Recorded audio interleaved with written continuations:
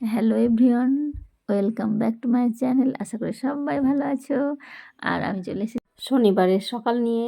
আর শনিবার যেহেতু নিরামিষ থাকে, তাই আমি চেষ্টা করি শনিবারই এ ধরনের খাবারগুলো করার।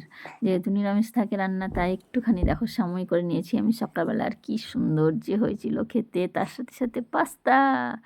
মেয়েরা বায়না করছিল যে পাস্তা খাবো, তো হয়ে গেল পাস্তা একটু করে নিলাম সকালে জলখাবার। আর তার সঙ্গে দেখছো কলা বাড়া। কলা বাড়াটা এত টেস্টি হয়েছিল আগের দিন, তাই যেহেতু দুটো কলা ছিল আমি বলছি পরের দিন তাহলে করে নেওয়া যাক। তাই আবার আমার মেয়েরা খেতে ভালোবাসছিল, ছানাদের জন্য বানিয়ে ফেললাম দেখো কলা বড়া। কিন্তু সত্যি এটা খেতে খুব ভালো টেস্টি। জানলে কলা ধরো অনেক সময় ঘরে থাকে, নষ্ট হয়, মানে পেকে যায়, খেতে চায় না। আর অনেক সময় জমে গেলেও তোমরা কিন্তু করে নিতে পারো এই কলা বড়া, খেতে খুব ভালো। একদম সিম্পল রেসিপির কোনো ঝামেলা নেই। তোমরা রেসিপি চাইলে বলে দেবো। আর এই দেখো নিরামিষ যেহেতু রান্নাবান্না শনিবার, তাই দুপুরবেলা নিরামিষ রান্না করব। তাই সব ঘরের সবজি ছিল তোমার মেশানো, ভেজটা মেশানো হলে খুব ভালোবাসে আমার কর্তামশাই খেতে।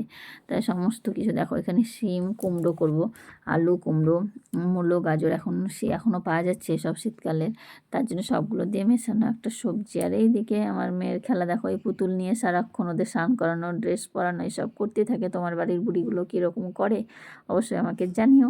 আর দেখো সবজিটা কেমন হয়েছে চলো দেখে নিই। কাজের ফাঁকে ফাঁকে তো অনেক কাজ করতে হয়, রান্নার ফাঁকে ফাঁকে রান্না করছি, তার সাথে অনেক কিছুই সামলাতে হয়। বাচ্চা যেহেতু আছে দুটো, তাদের সমস্ত রকমের দেখা। আর সবজিটা কিন্তু আমার ভীষণ ভীষণ ভালো হয়েছিল খেতে, একদম সুস্বাদু। এইদিকে করেছিলাম ডালটার কথা তো কিছু বলারই নেই। ডালটা কালকে এত ভালো হয়েছিল, কী বল, ডাল দিয়ে চেটেপুটে ভাত খাওয়া হয়ে গেছে। মানে ডাল আর সবজি আর একটা ভাজা করেছিলাম। যাই হোক, খুব বেশি কিছু করিনি, এর মধ্যেই হয়ে গেছিলো। তারপরে চলে আসলো রবিবারে দুপুরবেলা। আর এই দেখো মেয়েরা সব, আমি কাজ করছি আর যা হয় পাশে ঘুরঘুর দুটো, এই যে আমার বড় মেয়ের পাগলামো, মশা ধরেছে একটা, তাই মশাটাকেও এখনও জ্বালাচ্ছে ভু ভু করে কানের কাছে। এই নিয়েই চলছে সারাক্ষণ। ওরা দেখো দুই বোনেই করছিল এই ছুটিগুলো, সাথে আমাকেও বলছে মা বলো মা বলো। বাচ্চা থাকলে যাই হোক, বাচ্চাদের সাথে তো বাচ্চা হতেই হয়, নাহলে তো ওদের মন ভরে না বলো। আর খেলবে বা কার সাথে, আমাদেরকেও তো ওদেরকে সাথ দিতে হবে। আমি আমার কাজ করছি আর ওরা এদিকে মজার ছলে যে খেলা করছে। তার ফাঁকে ফাঁকে আমার রান্নাও হয়ে গেছে। রবিবার যেহেতু মাটন একদম। আর মাটনটা আজকে আমি করেছিলাম, আমার একটা কথা না বললেই না, আমার বড় মামির মতো করার আমি চেষ্টা করি। মানে বড় মামির একবার মাটন খেয়েছিলাম আমার বড় মামির হাতে, এত সুস্বাদু রান্না করে মামি, কি বলবো, একদম পাতলা ঝোলের মধ্যে সেই মটনের স্বাদটা হয়। আমিও ভেবেছিলাম যে একবার পাতলা ঝোলের মধ্যে আজকে মাটনটা করব, কিছুখানি বড় মামির মতো করতে চেয়েছিলাম, আর হয়েছিল অনেকটা সুন্দর। আর এইদিকে আমার ছোটো কন্যার কথাটা শোনো একবার।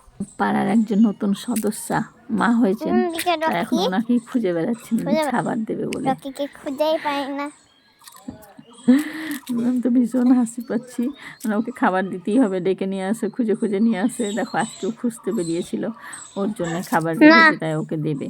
আর ওর অবস্থা, বাচ্চা রেখে ও ছানা রেখে কিছুতে আসছে না, যেহেতু এখানে ও খায় পাড়ারই, এগুলো পাড়াতেই থাকে। দেখো কয়েকজন আছে যারা আসে আমার বাড়ির সামনেই, কিন্তু ওই যে ছানা হয়েছে বলে উনি আর আসছেন না। আর ওনাকে আমার মা বাচ্চা হয়েছে বলে আমার বাচ্চাগুলো ওদের সেই ওকেই ডেকে বেড়াচ্ছে।